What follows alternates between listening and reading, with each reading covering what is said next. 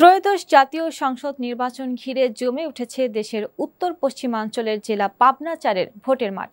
জেলার ঈশ্বরদী ও আটঘরিয়া দুই উপজেলার প্রতিটি হাট বাজারেই এখন আলোচনায় রয়েছে কে হচ্ছেন এই আসনের এমপি। রূপপুর পারমাণবিক বিদ্যুৎ কেন্দ্র, ঈশ্বরদী ইপিজেড, ঈশ্বরদীর রেল জংশনের কারণে রাজনৈতিকভাবে বেশ আলোচিত এই আসনে ভোটের মাঠের বিস্তারিত জানাচ্ছেন আমাদের প্রতিনিধি রাসেল আলী।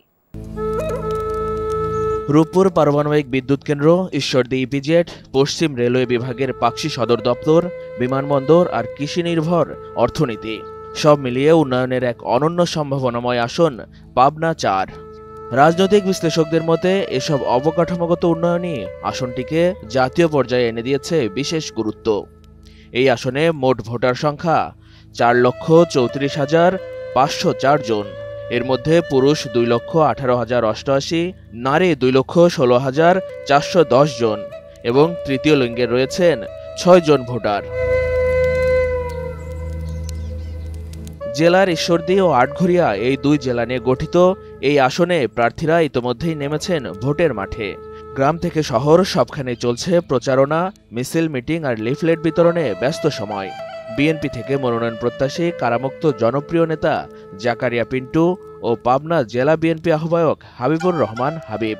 বাংলাদেশ জাতীয়তাবাদী দল ঈশ্বরদী উপজেলা পৌর এবং আটঘরিয়া উপজেলা পৌর বিএনপি এবং অঙ্গ সংগঠন নেতা কর্মীদের চাওয়া পাওয়ার মধ্যে দিয়ে আমার প্রার্থিতা, সেই প্রার্থিতায় আমাকে দল যদি যোগ্য মনে করে সেক্ষেত্রে আমি প্রতিশ্রুতি দিয়ে রাজনীতি করতে বিশ্বাসী না।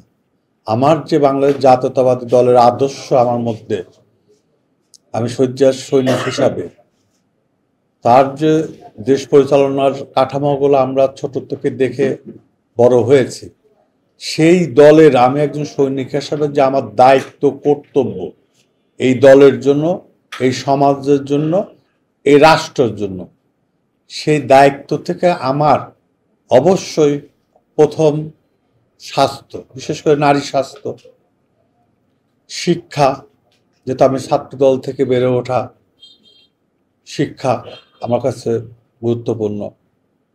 আর্থসামাজিক বিষয়গুলা, যে উন্নয়ন, বেকার যুবক, আমাদের বেকার ভাই বোন যারা আছে তাদের কর্মস্থান তৈরি করা, এটা হচ্ছে আমার মুখ্য। এই তিনটা কিন্তু আমার কাছে সবচেয়ে বেশি প্রায়োরিটি।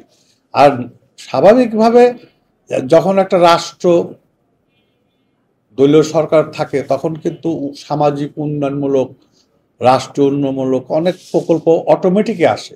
অন্যদিকে বাংলাদেশ জামায়াতে ইসলামী মনোনয়ন দিয়েছে পাবনা জেলা জামায়াতে আমির অধ্যাপক আবু তালেব মণ্ডলকে। বাংলাদেশ জামায়াতে ইসলামী পাবনা জেলা শাখার আমির অধ্যাপক আবু তালেব মণ্ডল। ইতিমধ্যে আমার দল আমাকে ঈশ্বরদী এবং আটঘরিয়া পাবনা ৪-এর জাতীয় সংসদ নির্বাচনের নমিনি হিসাবে ঘোষণা দিয়েছে। আমি নির্বাচিত হলে ঈশ্বরদী আটঘরিয়াকে একটা মানুষ বসবাস উপযোগী, শান্তিপূর্ণ এবং আইন শৃঙ্খলার ক্ষেত্রে ভূমিকা রাখব।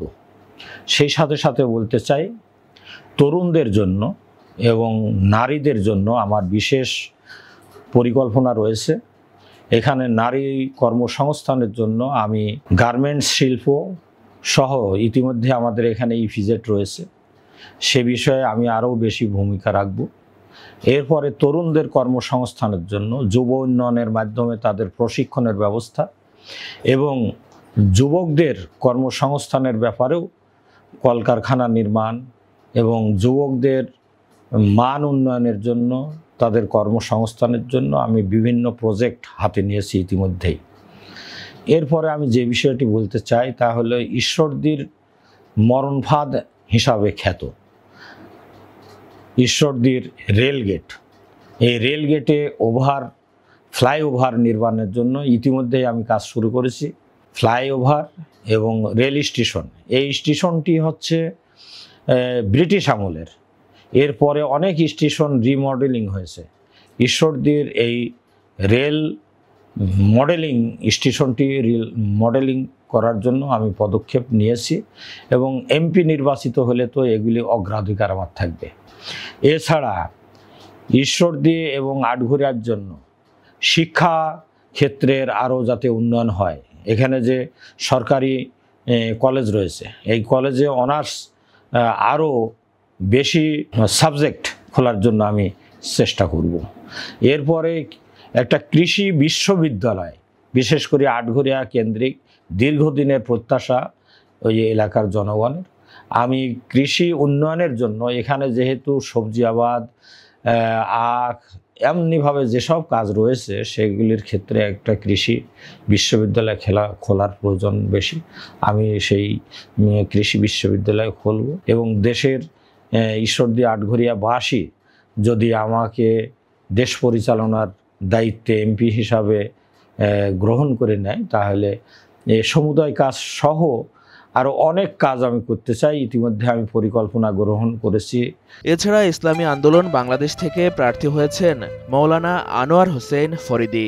ইসলামী আন্দোলন বাংলাদেশ পীর সাহেব চরমনাই কর্তৃক পাবনা ৪ ঈশ্বরদী আটঘরিয়া এই আসনে আমাকে হাত পাখার নমিনেশন দেওয়া হয়েছে। আমি চাই ঈশ্বরদী আটঘরিয়ার প্রতিটা নাগরিকের অধিকার বুঝে দিতে, প্রত্যেকটা নাগরিক যেন তাদের নাগরিক যেই অধিকার আছে এগুলো বুঝে পায়। ঈশ্বরদী আটঘরিয়া যেন সন্ত্রাস মুক্ত একটি আসন হয়। এই আসনে যেন কোনো চাঁদাবাজি, কোনো ছিনতাইকারী, কোনো মাদক দ্রব্য গ্রহণকারী না থাকে, এটা আমাদের চাওয়া পাওয়া। ঈশ্বরদী আটঘরিয়ার উন্নয়ন এবং চাঁদাবাজ সন্ত্রাসী মুক্ত একটি আসন আমরা এটা চাই। এই লক্ষ্যেই ইসলামী আন্দোলন বাংলাদেশ তথা আমি নিজেও প্রার্থী হিসাবে কাজ করছি। আমি প্রত্যেকটা মানুষের দ্বারে দ্বারে যাচ্ছি যেন এই দাওয়াতটা পৌঁছে দিতে পারি যে ইসলাম দেশ মানবতার জন্য ইসলামী আন্দোলন বাংলাদেশ কাজ করে। আপনারাও আসুন, হাত পাখাকে সমর্থন করুন এবং এই হাত পাখার পক্ষে থাকুন, পীর সাহেব চরমনার পক্ষে থাকুন। আশা করি ইনশাআল্লাহ যদি হাত পাখার বিজয় হয় তাহলে ঈশ্বরদী আটঘরিয়াতে জনগণ তাদের ন্যায্য অধিকার বুঝে পাবে, আমরা এই কথা দিচ্ছি ইনশাআল্লাহ। উন্নয়ন আর শান্তির প্রত্যাশা, এই দুই বিষয় ঘিরেই এখন সরগরম পাবনা ৪-এর রাজনীতি। ভোটাররা চান এমন একজন এমপি যিনি সংসদে গিয়ে এলাকার প্রকৃত সমস্যাগুলো তুলে ধরবেন। আর শেষ পর্যন্ত কে জয়ী হবেন তা নির্ভর করছে মাঠের প্রচারণা আর জনগণের বিশ্বাসের উপর।